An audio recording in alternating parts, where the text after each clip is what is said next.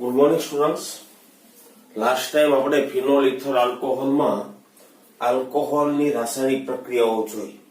Phenol, alcohol, ether ત્રણેયની બનાવટ આપણે જોઈ લીધી છે મિત્રો. હવે આપણે જોવાની છે ફિનોલની રાસાયણિક પ્રક્રિયાઓ. એમાં સૌથી પહેલા જોવું છે આપણે ફિનોલની એસિડિક પ્રબળતા. બરાબર, આલ્કોહોલ હોય, માનો કે ROH, આને તમે પાણીમાં ઓગાળો H2O માં, તો આપણને શું મળતું હતું? RO- વત્તા H3O+. બરાબર, ઓકે. ફિનોલમાં પણ કંઈક એવું જ થવાનું છે. બેન્ઝીન રિંગ ઉપર OH છે, પાણીમાં ઓગાળો તો શું મળવાનું આપણને? Phenoxide ion. અને શું કહેશું આપણે? Phenoxide ion. બરાબર, અને વત્તા શું મળશે? H3O+. વિયોજન કેટલી ક્વોન્ટિટીમાં થાય છે એ પ્રમાણે આપણને વિયોજન અચળાંક Ka મળે. પણ મેં અહીંયા લખ્યું છે આલ્કોહોલ કરતા અહીંયા Ka નું મૂલ્ય વધારે હશે. આલ્કોહોલ માટે માનો કે Ka1 કયો તમે, તો Ka અને Ka2 કયો, તો Ka2 is greater than Ka1 આવશે. કારણ એનું શું? તો કે ધ્યાન રાખજો, આલ્કોહોલ કરતા અહીંયા વિયોજનનું પ્રમાણ વધારે છે. અહીંયા આગળ પણ OH બંધ છે, અહીંયા આગળ પણ OH બંધ છે. પણ ધ્યાન રાખજો, અહીંયા આગળ OH બંધ આલ્કાઇલ ગ્રુપ સાથે જોડાયેલું છે, અહીંયા બેન્ઝીન રિંગ સાથે જોડાયેલું છે. બરાબર ને? ફિનોલમાં ઓક્સિજન પાસે બે અબંધકારક યુગ્મ છે, તમને ખબર છે. અને કદાચ એક H+ છૂટો પાડી દે તો યુગ્મ કેટલા થઈ જાય? એની પાસે 3 થઈ જાય. હવે ધ્યાનથી સમજજો. હા, એની ફિનોક્સાઇડ આયનની, આ આલ્કોક્સાઇડ આયન છે, એની સ્થાયીતા ઓછી હોય. સ્થાયીતા ઓછી. મિત્રો, સ્થાયીતા ઓછી એટલે પ્રક્રિયા કઈ બાજુ વધારે જવાની? પ્રતિગામી બાજુ વધારે જવાની. H+ ની સાંદ્રતા આપણને ઓછી મળે, ડાઉન મળે. બરાબર છે? ઓકે. પણ ફિનોક્સાઇડમાં શું થાય? તો કે ઓક્સિજન પાસેનું અબંધકારક યુગ્મ છે. ઓક્સિજન પાસે અબંધકારક યુગ્મ છે. અને મિત્રો, એ અબંધકારક યુગ્મ જો જઈ ઓક્સિજનના દ્વિબંધ બેન્ઝીનના દ્વિબંધ સાથે કોન્જુગેશનમાં આવે, એટલે આ અબંધકારક યુગ્મ અહીંયા આવે, તો આ ઓવરવેલન્સી વાળો કાર્બન થાય, આ યુગ્મ અહીંયા આવે, અહીંયા નેગેટિવ ચાર્જ આવી છે. ઓક્સિજન છે આખું યુગ્મ ડોનેટ કરે છે, એટલે પ્લસ થઈ જવાનો. ઓક્સિજન અને કાર્બન વચ્ચે ડબલ બંધ લાક્ષણિકતા આવે. ઓકે, તો ઓક્સિજન ઉપર પ્લસ ચાર્જ આવે તો ધ્યાન રાખજો, આ OH બંધનું યુગ્મ કોણ ખેંચી જાય? ઓક્સિજન. એક તો વિદ્યુત ઋણીય વધારે હતો, એમાં પાછો પ્લસ આવે, વધારે એની બાજુ ખેંચી જાય. H+ બહુ સરળતા છૂટો પડી જાય. બરાબર. હજી આગળ કોન્જુગેશન તો છે જ. sp2 કાર્બન ઉપર નેગેટિવ ચાર્જ, સિંગલ બંધ, ડબલ બંધ. કોન્જુગેશન હોય તો આ નેગેટિવ ચાર્જ ટકવાનો નથી. ત્યાં શું થાય? એ નેગેટિવ ચાર્જનું યુગ્મ અહીંયા આવે, ડબલ બંધ રચાય, તો આ કાર્બન ઓવરવેલન્સી વાળો થાય, આ યુગ્મ અહીંયા આવે. બરાબર ને? પહેલા ઓર્થો ઉપર નેગેટિવ ચાર્જ આવ્યો, હવે ક્યાં આવ્યો? પેરા ઉપર નેગેટિવ ચાર્જ આવ્યો. એ પણ sp2 કાર્બન છે, નેગેટિવ ચાર્જ છે, એની સાથે કોન્જુગેશન છે, એકાંતરે દ્વિબંધ છે, એટલે શું થાય? આ અબંધકારક યુગ્મ અહીંયા આવે, નેગેટિવ ચાર્જ વાળું, આ અહીંયા. તો ફરી પાછો ઓર્થો ઉપર નેગેટિવ ચાર્જ આવે, અહીંયા ડબલ બંધ રચાય છે. એ પણ sp2 કાર્બન જ છે, એની સાથે કોન્જુગેશન ઓક્સિજનનું ડબલ બંધ છે, તો આ યુગ્મ અહીંયા આવે, ઓક્સિજનને પાછું મળી જાય, O- પાછો બની ગયો, બેન્ઝીન રિંગ માં એકાંતરિત દ્વિબંધ પાછા મળી ગયા તમને. બરાબર. તો આ રીતે મિત્રો ત્યાં કોન્જુગેશન તમને જોવા મળે. અને એ રીતે તમે જુઓ તો ફિનોક્સાઇડ આયનના 5 આપણને સંસ્પંદન બંધારણ મળે. કેટલા? 5 સંસ્પંદન બંધારણ મળે.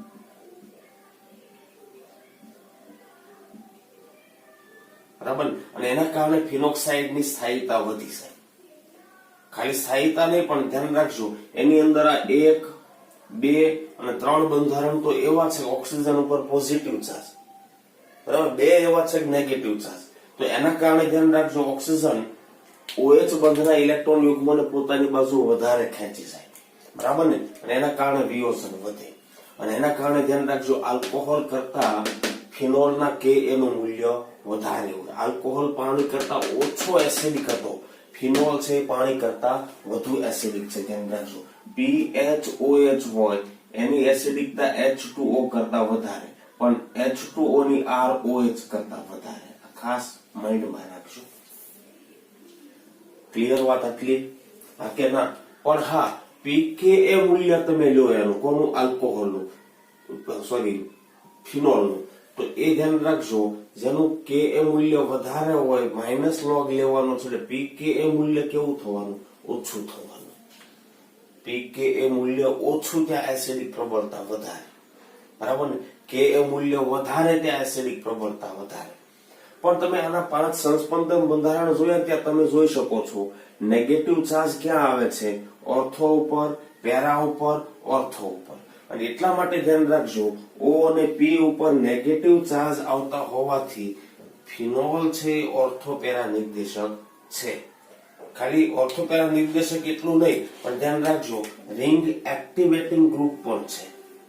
બેન્ઝીન કરતા ફિનોલની રિંગ છે એ થોડી એક્ટિવેટ થઈ જાય, બરાબર ને? એટલે આગળની ઇલેક્ટ્રોન અનુરાગી વિસ્થાપન પ્રક્રિયા સરળતાથી આપે.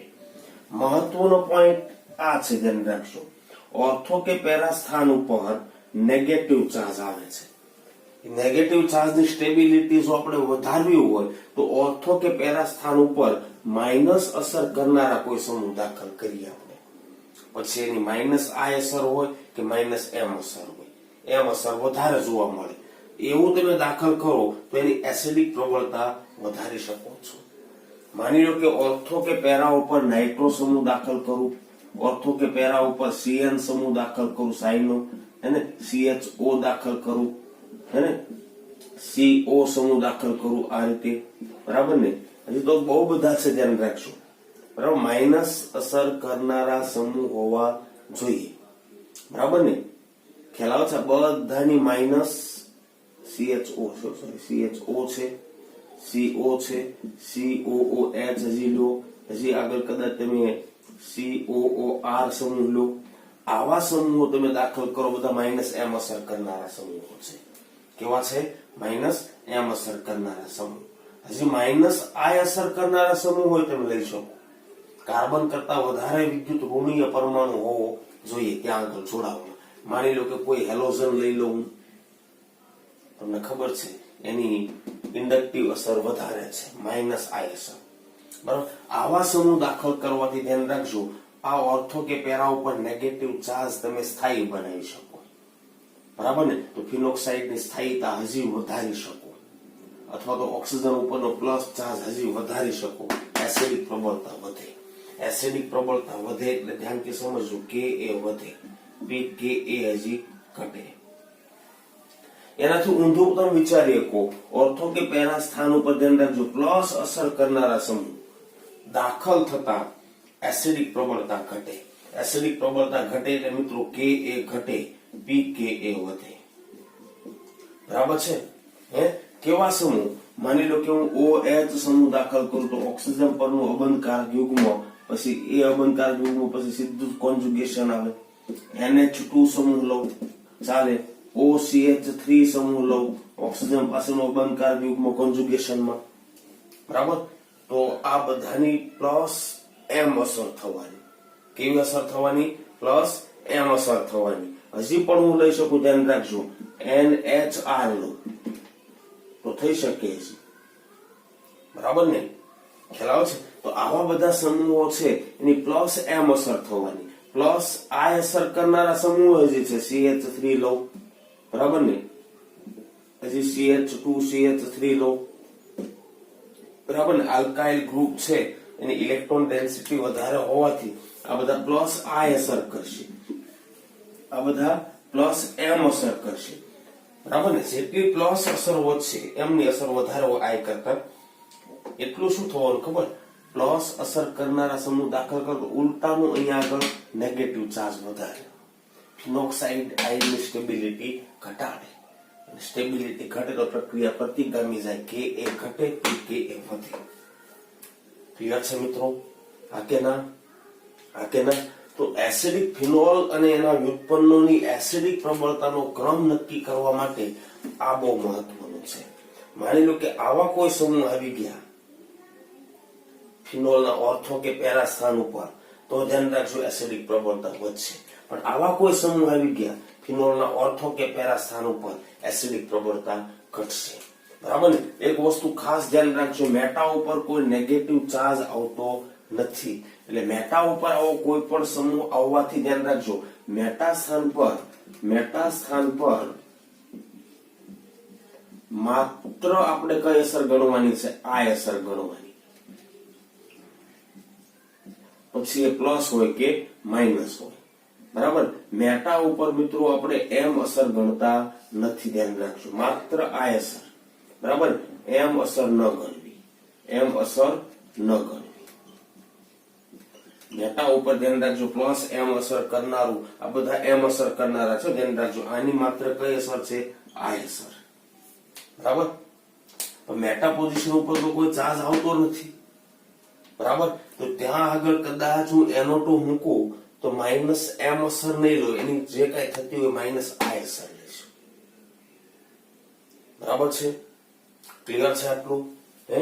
એમાં કે ધ્યાન રાખજો, એમ અસર ની વાત કરીએ તો પેરા ઉપર વધારે, પછી ઓર્થો ઉપર ઓછી, મેટા ઉપર તો બિલકુલ ઓછી છે. OPM યાદ રાખજો. સોરી, હા, OPM ઓર્થો ઉપર, પછી પેરા ઉપર ને પછી મેટા ઉપર. બરાબર? આ અસર તો દૂર જાય એમ ઘટતી જાય. ક્લિયર છે? હા, એક બીજી એક વાત તમને કહી દઉં, ફિનોલ છે એની એસિડિક પ્રબળતાનો તમને ખ્યાલ ત્યારથી પણ આવી જાય. ધ્યાન રાખજો, ફિનોલ છે એ Na કે NaOH સાથે પ્રક્રિયા કરે, પરંતુ NaHCO3 સોડિયમ બાયકાર્બોનેટ સાથે ન કરે. કે ફિનોલ ની આલ્કોહોલ કરતા એસિડિકતા વધારે, પણ તોય ધ્યાન રાખજો કાર્બોક્સિલિક એસિડ જેટલો તો પ્રબળ નથી. ક્રિયાશીલ સમૂહની એસિડિક પ્રબળતા ધ્યાન રાખજો કાર્બોક્સિલિક જેટલી નથી. તો કાર્બોક્સિલિક સમૂહ છે મિત્રો બાયકાર્બોનેટ સાથે પ્રક્રિયા આપશે. બરાબર? પણ ફિનોલ નહીં આપે. ફિનોલ હા સોડિયમ સાથે પ્રક્રિયા કરીને સોડિયમ ફિનોક્સાઇડ આપે, NaOH સાથે પ્રક્રિયા કરીને સોડિયમ ફિનોક્સાઇડ આપે. બરાબર? પણ NaHCO3 સાથે નહીં કરે. ધ્યાન રાખજો, પ્રયોગશાળામાં તમે કાર્બોક્સિલિક એસિડ અને ફિનોલને સેપરેટ કરવા હોય તો બાયકાર્બોનેટ સાથે કસોટી કરો.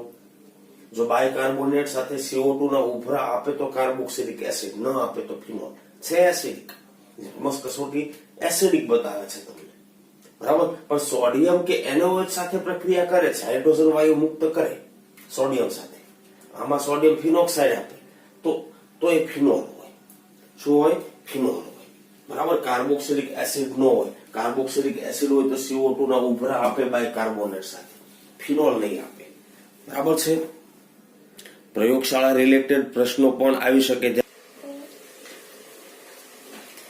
તો મિત્રો ફિનોલની કેટલીક ઇલેક્ટ્રોન અનુરાગી વિસ્થાપન પ્રક્રિયાઓ આપણે જોઈ છે. બરાબર ને? સૌથી પહેલા તો બ્રોમિનેશન આપણે જોઈએ. શું જોવું છે? બ્રોમિનેશન. બરાબર? કઈ પ્રક્રિયા? બ્રોમિનેશન. તો મિત્રો બ્રોમિનેશન ની અંદર તમે બે રીતે બ્રોમિનેશન કરી શકો.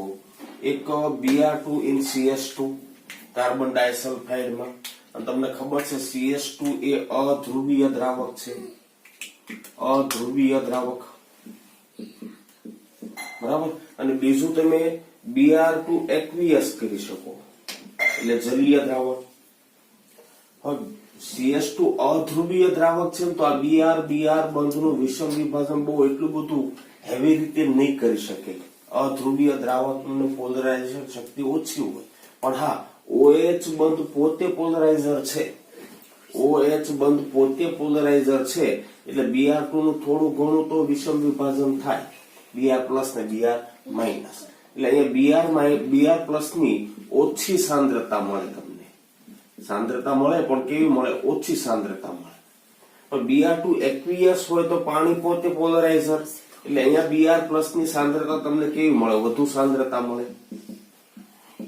બરાબર? હા, ફિનોલ મેં તમને કીધું કે બેન્ઝીન રિંગ એક્ટિવેટ થયેલી છે એટલે પ્રક્રિયા સરળતાથી થવાની. બ્રોમિનેશન માટે FeBr3 કેટાલિસ્ટ વાપરવાની જરૂર નથી. ધ્યાન રાખજો, અહીંયા આગળ FeBr3 ની જરૂર નથી. બરાબર ને? સમજો છો? લુઈસ એસિડ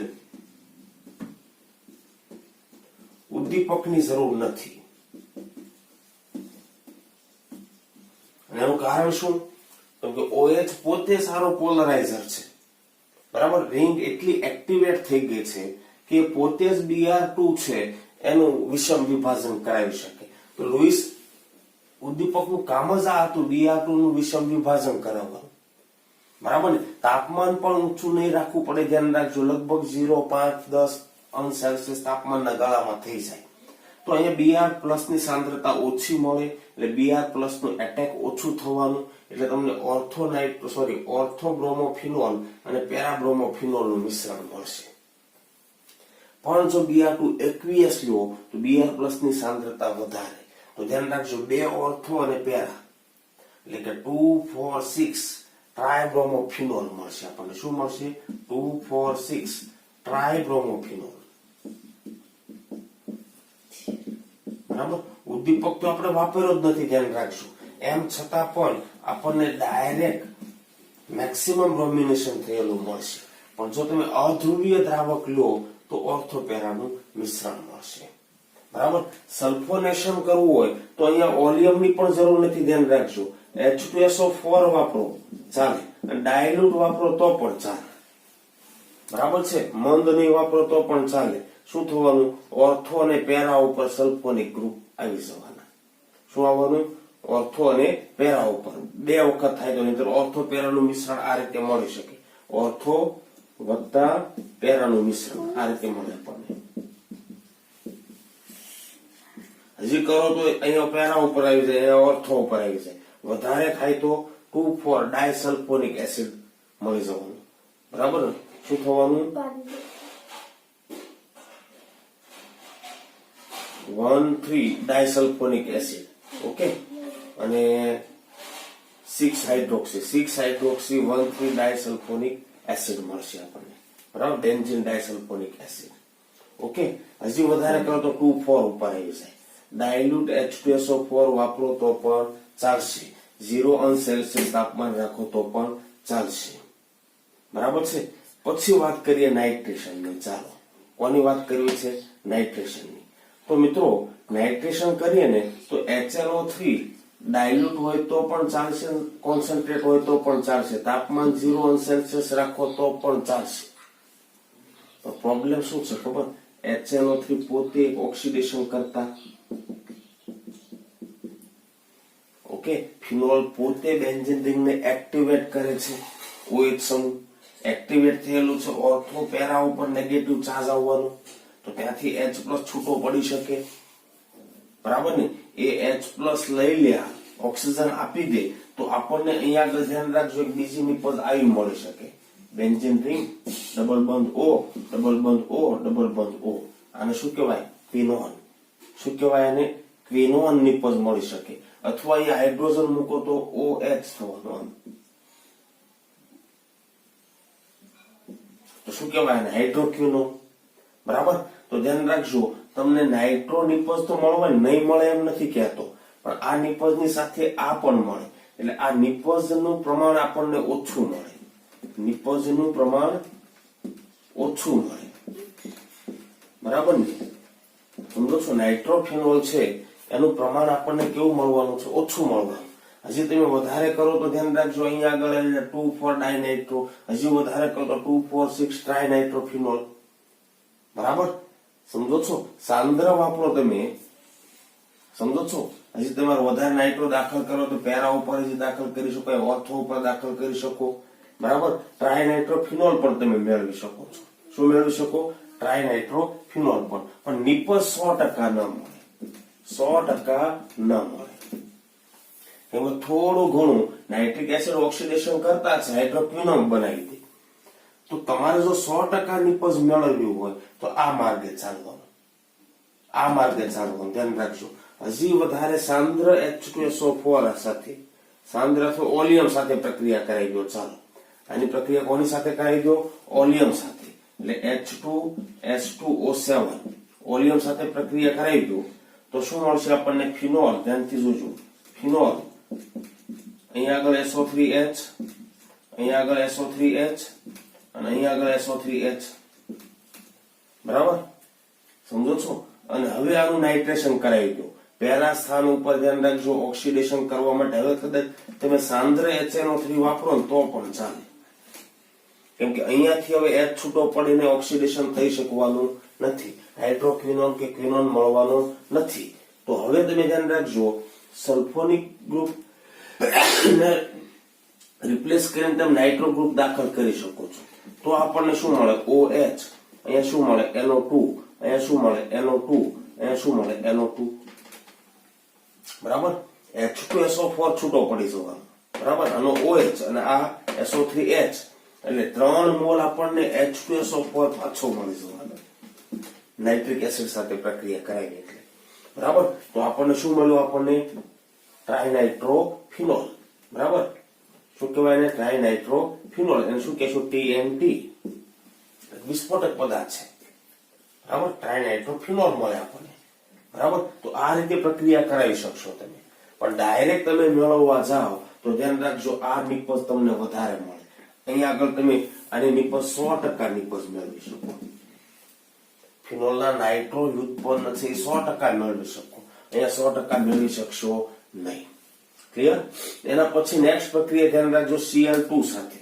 તો Cl પણ એક ઓક્સિડેશન કરતા છે. Cl પણ એક ઓક્સિડેશન કરતા છે. ધ્યાન રાખજો ઓર્થો અને પેરા ઉપર 2 વખત તમે કરાવો તો ઓર્થો અને પેરા ઉપર Cl આવવા જોઈએ, પણ સાથે સાથે ધ્યાન રાખજો થોડી નિપજ તમને આવી પણ મળી જાય.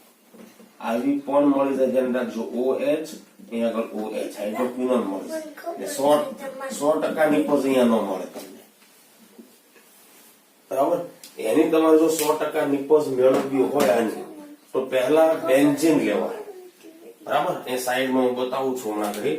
પહેલા તમારે શું લેવાનું? બેન્ઝીન લેવાનું અને બેન્ઝીનનું બને ત્યાં સુધી ક્લોરિનેશન મેક્સિમમ કરાવવાનું.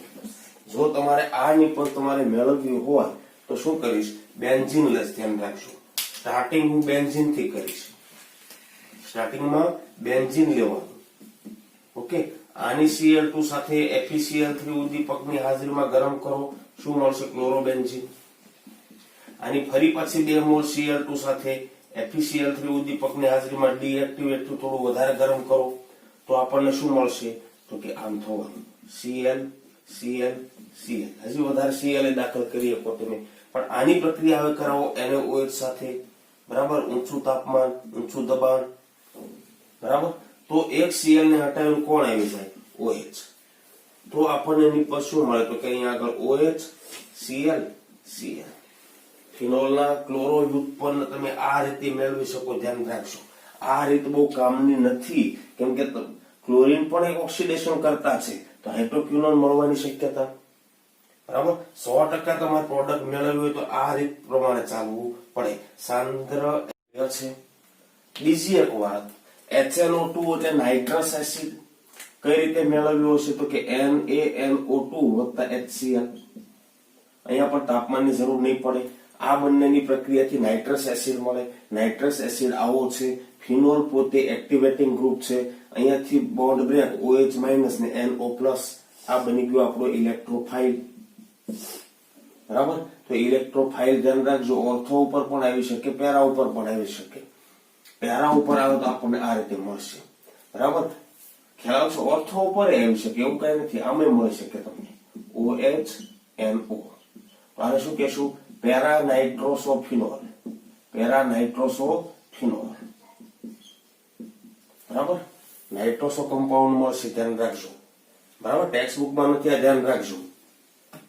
બીજી એક બહુ મહત્વની પ્રક્રિયા પ્રયોગશાળામાં ફિનોલની પરખ માટે વપરાતી ટેસ્ટ છે. આ ધ્યાન રાખજો. તમે પ્રેક્ટિકલમાં જોવાના કે ફિનોલ હોય એની તમે સીધી જ તટસ્થ FeCl3 સાથે પ્રક્રિયા કરવાની. કોની સાથે? ફરી બોલું છું, તટસ્થ FeCl3. ગમે તેવો FeCl3 પડતર પડ્યો હોય એવો નહીં લેવાનો. એસિડિક થઈ ગયો હોય એટલે એમાં થોડોક તમારે એમોનિયમ હાઇડ્રોક્સાઇડ ઉમેરી દેવાનો એટલે માધ્યમ થઈ જાય થોડુંક બેઝિક. એમનામ પડ્યો રહે તો એ થોડુંક એસિડિક થઈ ગયો. ધ્યાન રાખજો ભેજ મળતા. બરાબર? અને તટસ્થ કરી દેવાનું. એ તટસ્થ FeCl3 સાથે તમે પ્રક્રિયા કરો તો ધ્યાન રાખજો આનો ફિનોક્સાઇડ આયન. બરાબર?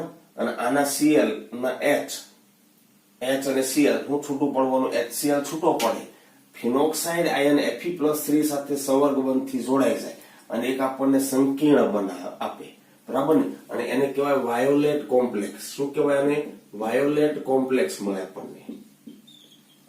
તો આપણે પ્રયોગશાળામાં તો એ જ જોતું હોય, પ્રક્રિયા કરો કંઈક રંગ મળી જાય એટલે કસોટી મળી ચાલો મળી, બરાબર છે. તો ફિનોલની તટસ્થ FeCl3 થોડો એમાં એમોનિયમ હાઇડ્રોક્સાઇડ નાખી તટસ્થીકરણ કરી દેવાનું, બરાબર, ખ્યાલ આવે છે. સહેજ ગરમ કરી દેવાનું, વધારાનો એમોનિયા ઉડાઈ દેવાનો. એ તટસ્થ FeCl3 રેડ કલરનો છે, એ તમે ઉમેરો, વાયોલેટ કે જાંબલી રંગ તમને મળે એટલે તમારે સમજવાનું કે તમારા સેમ્પલની અંદર ફિનોલ છે, તમારા સેમ્પલની અંદર ફિનોલ છે. ઓકે, કે ના? તો ખાસ એક વસ્તુ ધ્યાનમાં એ રાખજો કે 100% તમારે ફિનોલના નાઇટ્રો સંયોજન મેળવવા હોય તો વાયા સલ્ફોનેશન કરવું પડશે. 100% તમારે ફિનોલના ક્લોરો વ્યુત્પન્ન મેળવવા હોય તો વાયા ક્લોરિનેશન કરવું પડશે. ક્લોરિનેશન અને બાદમાં NaOH સાથે પ્રક્રિયા, બરાબર. ડાયરેક્ટ નાઇટ્રેશન કરવા જશો તો નાઇટ્રો સંયોજન મળશે, નહીં મળે એવું નહીં, પણ વાપરવી યોગ્ય નથી, કેમ કે 100% નિપજ નહીં મળે. ઓક્સિડેશન થી હાઇડ્રોક્વિનોન કે ક્વિનોન મળી જશે, બરાબર છે. ઓકે, તો ફિનોલની બીજી કેટલીક પ્રક્રિયાઓ આપણે જોઈએ, એ પણ બહુ મહત્વની છે, ધ્યાન રાખજો. ફિનોલની બીજી કેટલીક પ્રક્રિયાઓ છે, એ પણ બહુ મહત્વની છે.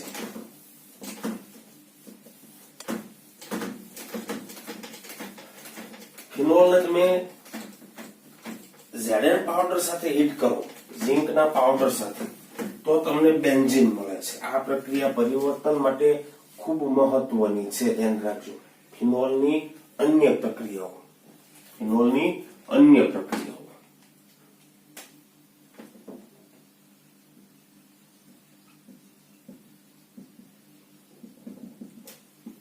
માની લો કે મેં ફિનોલ લીધું, આ ફિનોલની હું ઝેડન પાવડર સાથે હીટ કરું, ઝિંક પાવડર સાથે, એને તો શું થાય? તો કે ધ્યાન રાખજો, ઝેડન તો હીટ કરો એટલે ઓક્સિડાઇઝ થવાનો, Zn+2 બે ઇલેક્ટ્રોન ગુમાવે, બરાબર, અને બે ઇલેક્ટ્રોન ગુમાવે કોને મળી જવાના? ઓક્સિજનને, બરાબર. એટલે છૂટું શું પડશે? ZnO. શું છૂટું પડશે? ZnO. અને આપણને શું મળશે? તો કે બેન્ઝીન રિંગ ઉપર H લાગી ગયો, શું મળે આપણને? બેન્ઝીન. શું મળે? બેન્ઝીન. તો ફિનોલમાંથી બેન્ઝીન મેળવવા માટે ઝિંક પાવડર સાથે તમે એને હીટ કરી શકો છો, ગરમ કરી શકો છો. બીજી એક પ્રક્રિયા જોઈએ કે ફિનોલ હોય એની તમે એમોનિયા સાથે પ્રક્રિયા કરો. કોની સાથે? NH3 સાથે, નિર્જળ ZnCl2 ની હાજરીમાં, તો શું થાય? તો કે ધ્યાનથી સમજજો, આ જે NH3 છે એમાંથી NH2 માઇનસ બને. શું બને? NH2 minus. અને મિત્રો NH2 માઇનસ OH કરતા વધારે પ્રબળ ન્યુક્લિયોફાઇલ છે, બરાબર, તો વધારે સારું એટેક કરી શકે. તો બેન્ઝીન રિંગ ઉપર તમે શું લાવી શકો? NH2. છૂટું શું પડશે? H2O, બરાબર. તો તમે એનિલિન મેળવી શકો એમાંથી. આ પ્રક્રિયા બહુ ભાગ્ય જોવા મળશે તમને, ધ્યાન રાખજો, બરાબર. શું મળી શકે તમને? એનિલિન મળી શકે. ચાલો ભાઈ, ફિનોલ છે એની પ્રક્રિયા તમે CH3COOH સાથે કરાવો. ફિનોલની પ્રક્રિયા કોની સાથે કરવાની? એસિડ સાથે અથવા એસિડ ક્લોરાઇડ સાથે કરાવો. એસ્ટરીકરણ કહેવાય. શું કહેવાય? એસ્ટરીકરણ. મેં તમને શીખ્યું છે લાસ્ટ લેક્ચરમાં, એસ્ટરીકરણ કહેવાય. તો શું મળે? તો કે બેન્ઝીન રિંગ ઉપર ફિનોલનો O એટલે કે આનો H+ જાય, આનો Cl HCl થાય.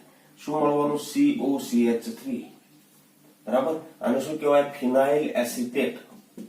ફિનાઇલ એસિટેટ મળે આપણને, બરાબર. ખ્યાલ આવે છે? એ જ રીતે ફિનોલની માનો કે હું PCl5 સાથે પ્રક્રિયા કરાવું, ફોસ્ફરસ પેન્ટાક્લોરાઇડ સાથે, જેમ આલ્કોહોલની કરતા એ રીતે. થોડી મુશ્કેલ છે પણ થઈ જાય, ધ્યાન રાખજો. તો બેન્ઝીન રિંગ ઉપર આપણને શું મળવાનું? Cl. અને અહીંયા શું મળવાનું આપણને? તો કે POCl3 વત્તા HCl, બરાબર. તો ફિનોલ માંથી તમે ક્લોરોબેન્ઝીન મેળવી શકો. ફિનોલમાંથી શું મેળવી શકો? ક્લોરોબેન્ઝીન મેળવી શકો છો, બરાબર છે. તો આવી કેટલીક પ્રક્રિયાઓ છે ખાસ કેટલીક નેમિંગ પ્રક્રિયાઓ આપણે જોઈ છે. આ તો ફિનોલની અન્ય પ્રક્રિયાઓ થઈ. એના પછી મિત્રો ફિનોલની આપણે જોવાની છે પ્રક્રિયા કોલ્બે પ્રક્રિયા. બરાબર, આ બહુ મહત્વની પ્રક્રિયા છે, નેમિંગ પ્રક્રિયા છે મિત્રો. ખાસ આપણને એનો ઉપયોગ કરતા આવડવું જોઈએ. ફિનોલ હોય એની બેઝિક માધ્યમમાં CO2 સાથે પ્રક્રિયા કરવાની. એનો એક સાંદ્ર લો એટલે શું મળવાનું? Sodium phenoxide. બરાબર, અને એ ફિનોક્સાઇડ મેળવો એમાં CO2 ઊંચા દબાણે ઊંચા તાપમાને પસાર કરો. CO2 એટલે મિત્રો આવો છે. આ ફિનોક્સાઇડ એટલે મિત્રો આપણો ન્યુક્લિયોફાઇલ થવાનો. શું થવાનું? એ ન્યુક્લિયોફાઇલ. અને આમાં કાર્બન ઉપર આંશિક ધન વીજભાર હોય, ઓક્સિજન ઉપર આંશિક ઋણ વીજભાર હોય. કાર્બન ઓછો ઋણીય, ઓક્સિજન વધારે ઋણીય. તો ફિનોક્સાઇડ નું એટેક ક્યાં થવાનું? કાર્બન ઉપર. તો દ્વિબંધનું યુગ્મ ક્યાં જતું રહેવાનું? ઓક્સિજન ઉપર. O માઇનસ બને એની સાથે Na પ્લસ જોડાય જાય. O minus Na plus. બરાબર, કાર્બન સાથે એટેક કરીને કોણ આવ્યું? ફિનોક્સાઇડ. એટલે આમ થવાનું. ધ્યાનથી જોજો. અહીંયા આગળ ડબલ બંધ O. આ ડબલ બંધ O એમનો એમ જ રહી જાય. કાર્બન સાથે O માઇનસ સાથે Na પ્લસ આવવાનું. બરાબર, અને કાર્બન સાથે ફિનોલ નો O માઇનસ એટેક કરે આ રીતે. બરાબર છે. પણ આ મિત્રો આપણને મધ્યવર્તી નિપજ મળે. આની હજી પુનઃરચના થાય તો ધ્યાનથી સમજજો. અહીંયા આગળ O માઇનસ અને આ શું બનવાનું? પ્લસ. બરાબર, તે એક ઇલેક્ટ્રોફાઇલ તરીકે વર્તે. બરાબર, COO માઇનસ Na પ્લસ, પણ કાર્બન ઉપર પ્લસ વીજભાર. બરાબર છે, કેમ કે સંસ્પંદનમાં આનું યુગ્મ વપરાય એટલે આના ઉપર પ્લસ વીજભાર આવશે. યુગ્મ આ લઈ જાય. બરાબર, એટલે આ તો આમ તો તટસ્થ થઈ જવાનું, પણ આના ઉપર શું આવવાનું? પ્લસ. તો એ ઇલેક્ટ્રોફાઇલ તરીકે વર્તે એટલે એ ઇલેક્ટ્રોફાઇલ અહીંયા જોડાઈ શકે. માઇનસ પ્લસ અહીંયાથી એક છૂટો પડ્યો અહીંયા જોડાય છે. બરાબર, તો આને શું કહેવાય? Sodium salicylate. શું કહેવાય આને? Sodium salicylate.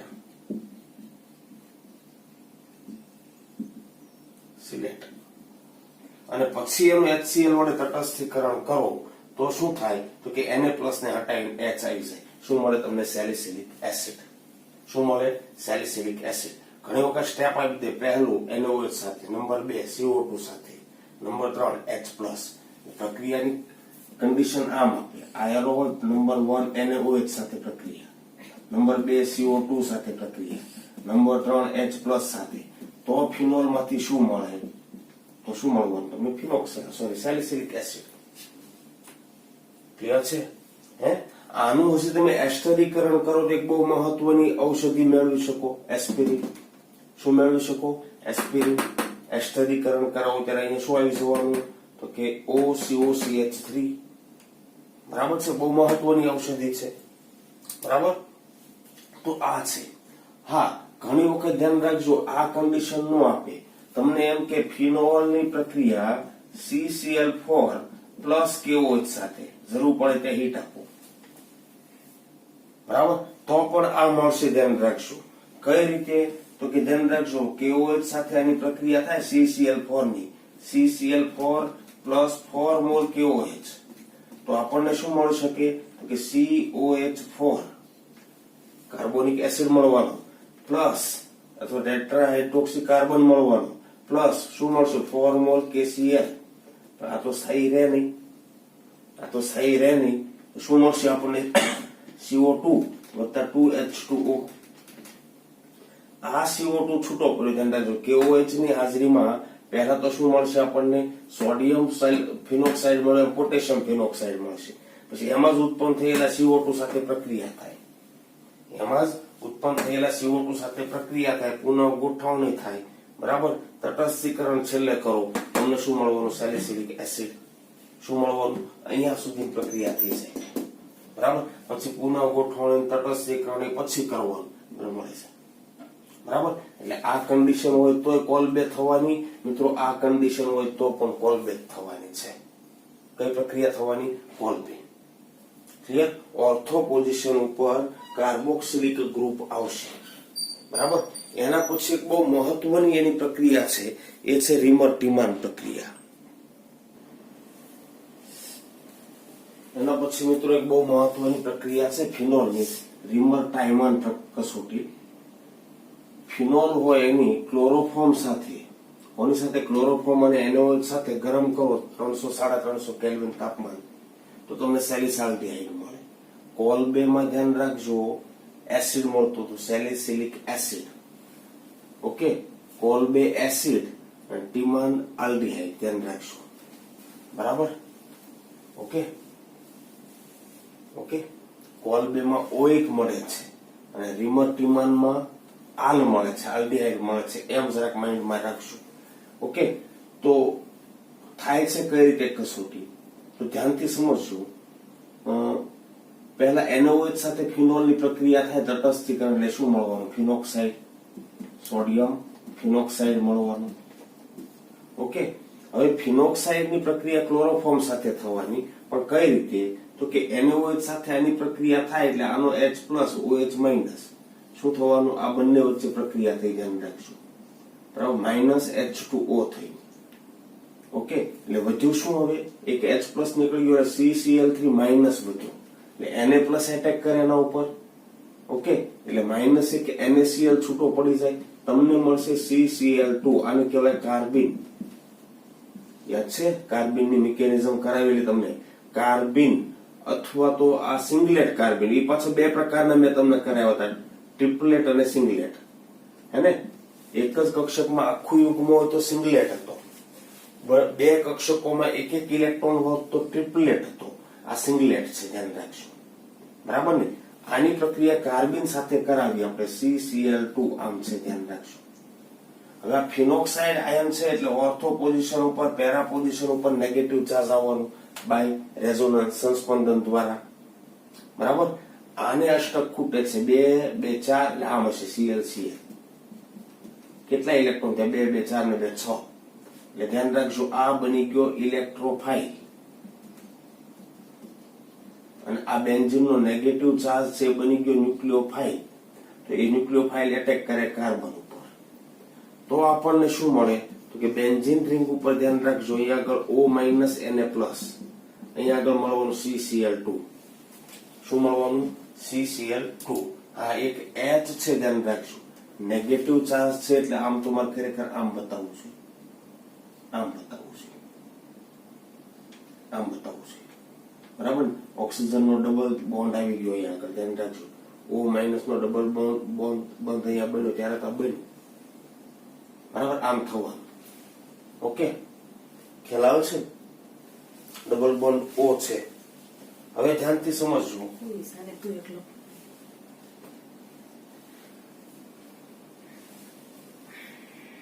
એક હજી H આવે ને, એક હજી H આવશે.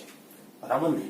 યુગ્મ તો અહીંયા અબલકાર યુગ્મ છે, અહીંયાથી એક H છૂટો પડવાનો ને, અહીંયાથી એક H છૂટો પડે, એ H આ લઈ લે. બરાબર? એના પછી નેક્સ્ટ ધ્યાન રાખજો, 2 વખત OH- નું એટેક થાય, NaOH નું. ચાલો, 1 by 1 Cl છૂટા પડતા જાય, 1 by 1 Cl છૂટા પડતા જાય. અને છૂટા પડતા Cl છે મિત્રો,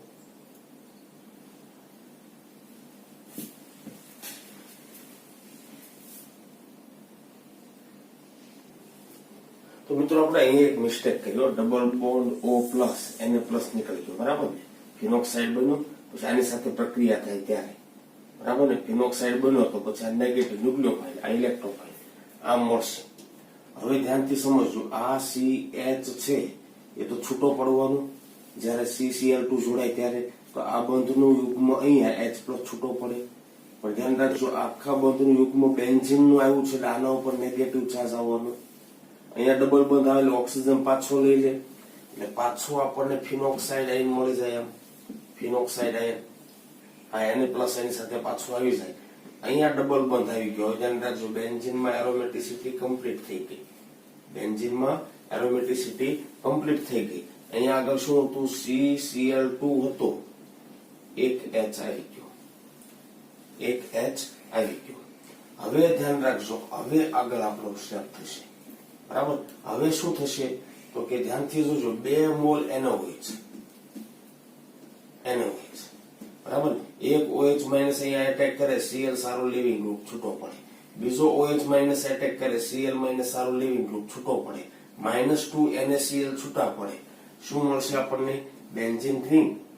ઉપર O માઇનસ Na પ્લસ અને અહીંયા શું મળવાનું કાર્બન સાથે H OH ટ્વાઇસ એક કાર્બન ઉપર બે OH તો સ્થાયી રહી ન શકે -H2O શું મળશે આપણને તો કે benzene ring O minus Na plus carbon સાથે H ડબલ બંધ O અને છેલ્લે તટસ્થીકરણ કરી દો એસિડ વડે તમને શું મળવાનું સેલિસાલ્ડિહાઇડ OH CHO બરાબર HCl વડે તટસ્થીકરણ કરી દીધું બરાબર તો આપણને શું મળશે સેલિસાલ્ડિહાઇડ આખી પ્રક્રિયા ધ્યાનથી સમજજો પહેલા NaOH સાથે પ્રક્રિયાથી ફિનોક્સાઇડ મળશે શું મળશે ફિનોક્સાઇડ ધ્યાન રાખજો પોતે એક ન્યુક્લિયોફાઇલ તરીકે વર્તશે આપણને મળેલો કાર્બન છે ઇલેક્ટ્રોફાઇલ તરીકે વર્તશે એ ઇલેક્ટ્રોફાઇલ કાર્બન જોડાઈ જાય અહીંયાથી H પ્લસ છૂટો પડીને એરોમેટિસિટી પાછી મળી જવાની બરાબર H પ્લસ કાર્બન માઇનસ સાથે જોડાઈ જાય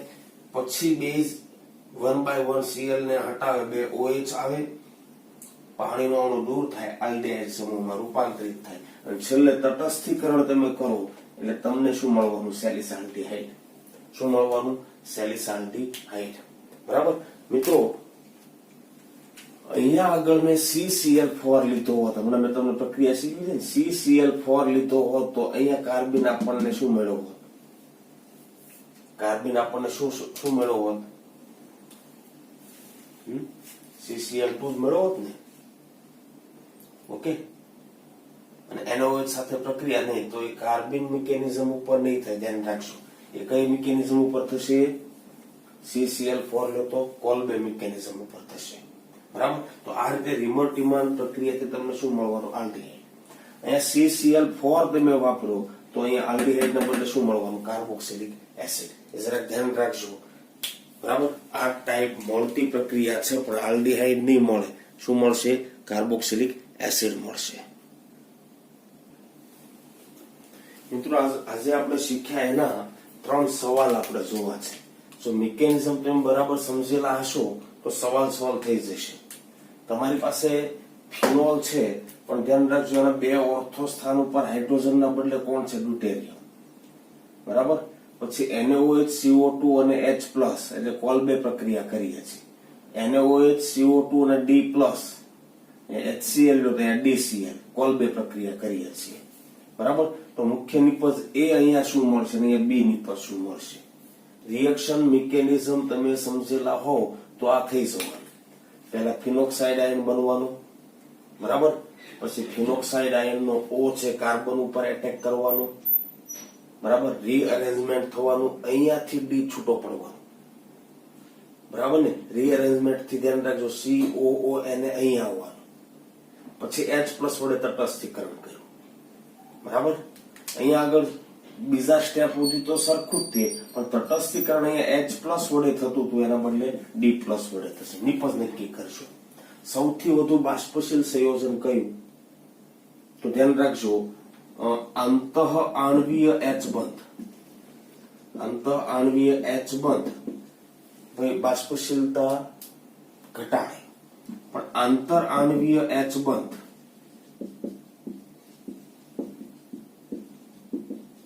બરાબર ઓકે આ શું કરે બાષ્પશીલતા ઘટાડે બાષ્પશીલતા વધારે ના શું કરશે બાષ્પશીલતા ઘટાડે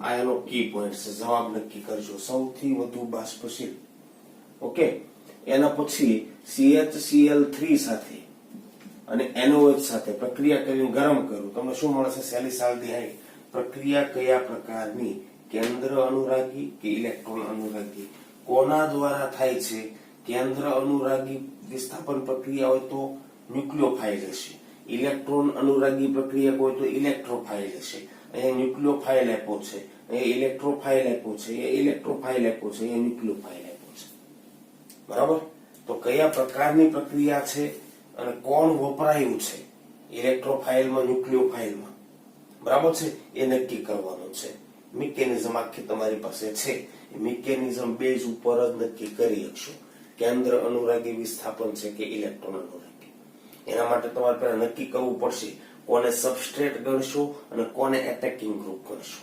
મિકેનિઝમમાં જોશો એટલે ખબર પડી જશે.